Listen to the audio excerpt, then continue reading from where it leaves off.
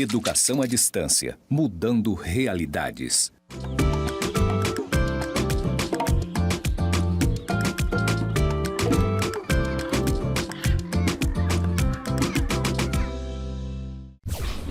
Tinete, esse assunto tá legal que só. Olá, dando continuidade, ao nosso podcast, nós estamos aqui na nossa Rádio Genipapo ao vivo e a cores para todo mundo, não é isso, DJ? Agora a gente pergunta, como o texto descritivo situa o leitor ou o que o leitor pode perceber a partir de um texto descritivo. O professor deu o exemplo ali, do cego que fazia a descrição dos jogos do Fluminense. E eu, fui para a escola, fiz a minha observação. Como é que eu faço, esse texto descritivo de forma que a pessoa que está lendo fala assim, nossa, eu estou vendo realmente que ele está com lápis preto na mão, bem apontado, bem afiadinho. Como é que funciona isso? Como é que tem uma mágica, tem uma técnica? Como é que funciona? Eu geralmente com os meus alunos eu falo assim, olha, você quando vai fazer uma narrativa, não significa que o seu leitor ele tem um olhar treinado para aquilo. Você não pode deixar, porque o leitor ele é um leitor que às vezes você vai fazer uma descrição, um trabalho, por exemplo, de história, mas às vezes quem está lendo o seu trabalho é um dentista. Então você tem que ter uma capacidade de escrita que permita que as pessoas consigam compreender. Tem que ter essa questão assim de ser lido e compreendido. Então eu sempre falo para os meus alunos que ao escrever tem que ser como uma carta para a vovó. Sabe? Ou para o seu primo de 10 anos, por exemplo. Essa daí da carta da vovó, eu não sei como é. Porque é o seguinte, por exemplo, se você falar para a vovó, você aperta o botão vermelho que vai ligar a televisão. A da vovó é de outro tempo. Ela não apertava o botão do controle remoto. Você tem que explicar. Olha, um botão vermelho tem um desenho circular com um tracinho branco. Ele fica no canto superior esquerdo do controle remoto. Você coloca de frente para a televisão, você aperta, espera 1-2 segundos, o aparelho vai ligar e você conseguiu ligar o aparelho, entendeu? Porque assim, porque a vovó, pra gente, às vezes naturaliza, Nós nascemos já na era dos botões e tal, mas às vezes a vovó não conhece e você tem que descrever para ela, se a gente disser para uma criança hoje, coloca o disquete aí no computador... Você tem que descrever o que é o disquete, você tem que explicar. Todo mundo vai pensar que é aquele chocolate colorido lá. Então tem que ter esse cuidado na escrita de descrever e não achar que o leitor vai fazer as conexões entre os parágrafos, Então as informações têm que estar ali. Então por isso que quando você tem claro o seu problema e sua hipótese, você tem que buscar sempre reafirmado ao longo do texto o problema e a hipótese. Você fala, olha, tá vendo o problema? Então, possivelmente esse problema, a hipótese se insere aqui. Hipoteticamente, pode ter acontecido isso. E aí você vai trabalhando o texto, sempre remetendo, a hipótese. Por exemplo, os alunos, às vezes, às vezes eles têm um autor muito famoso na história, que é o Eric Hobsbawm. Presta atenção de novo. O Eric Hobsbawm às vezes era um professor muito difícil, ele não é difícil. O Eric Hobsbawm, você mata o texto dele nos 4 primeiros parágrafos. Nos 4 primeiros parágrafos ele já anuncia o problema e a hipótese do capítulo e que se conecta à hipótese central do texto, que está lá na introdução. E aí o resto, tanto é que ele divide assim por número, ele não escreve subtítulo, ele coloca número 1, número 2, número 3. E esses números são exemplos. E ele vai escrevendo, e aí ele tem uma capacidade muito grande, trabalha com um volume muito grande de fontes. Ele vai descrevendo exemplos. Então, o que ele está descrevendo são exemplos do que ele escreveu das hipóteses, e do problema que ele anunciou já nos 4 primeiros parágrafos do capítulo, que se conecta à introdução.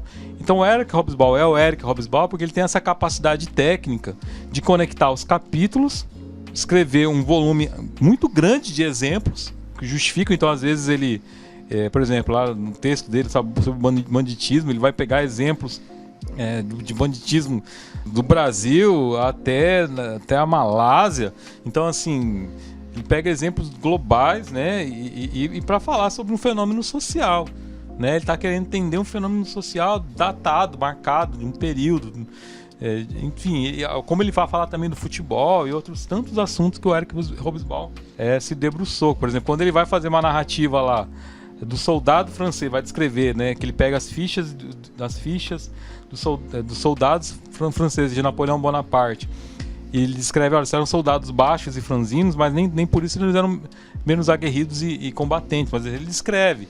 E às vezes o aluno se perde. Mas por que ele está falando de soldado? Mas não, porque ele está falando de um contexto de uma época, Mas todo mundo pensa que francês é alto, né? É de alta estatura, né? Afinal de contas, são europeus. Todo mundo pensa que o povo é todo mundo, né? 1,80 m, 1,90 m. Escuta isso aí, parente. E aí, Laura? Como é que a gente situa esse leitor quando a gente vai descrever, né? Eu tô pensando numa questão aqui, né, de organização textual também, que esse aluno ele precisa ter em mente, como autor, que ele precisa repassar aquilo que ele viu de uma forma fiel, entendível, legível, né? A importância da esquematização do texto também. A gente sabe que o texto, a estrutura macro do texto é introdução, desenvolvimento e conclusão. A estrutura muito raramente sai desse posicionamento clássico, né? Mas o aluno ele precisa esquematizar o desenvolvimento desse texto de forma que esse texto ele tenha uma progressão, assim, né? Então, assim, você vai descrever o lugar, a situação, os fatos. Você não tem só uma forma textual linear de fazer isso. Os quadros também servem para isso. As ilustrações também ajudam o seu texto a fazerem mais sentido. Por exemplo, uma tabela com quantitativo de alunos versus o aluno de professores, dentro da escola onde eu fui realizar esse estágio. Eu estou pensando aqui no relatório de pesquisa, né? Ou o relatório final de estágio. Isso.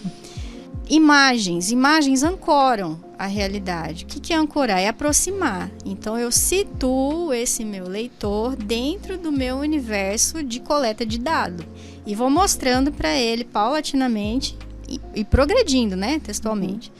O que eu vi naquele lugar da pesquisa, naquele loco de pesquisa, o que foi que a gente coletou e sobre quais dados a gente vai trabalhar e vai analisar. No caso, a imagem, né, por exemplo, uma foto, ou um quadro, ou uma tabela, poderia também ser inserido nesse meu relatório para me auxiliar nesse processo de descrição.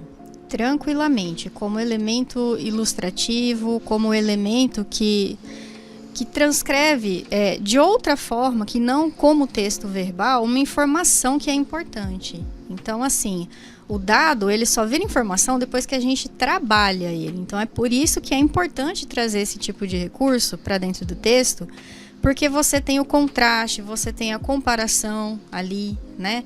Você tem dado numérico, isso tudo é muito importante para esse tipo de trabalho, assim. E situa também, ajuda a situar quem está lendo, que situação é essa que está sendo analisada, né? Que lugar é esse que você foi fazer essa pesquisa? De que realidade nós estamos falando?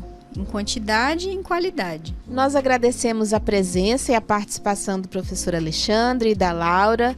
Convidamos você para nos acompanhar no próximo episódio do nosso podcast na Rádio Genipapo.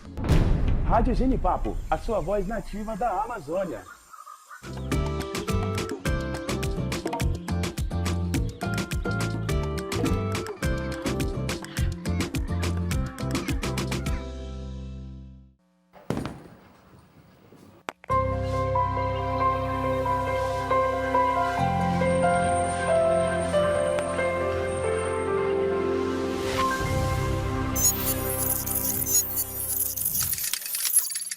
Educação à distância, mudando realidades.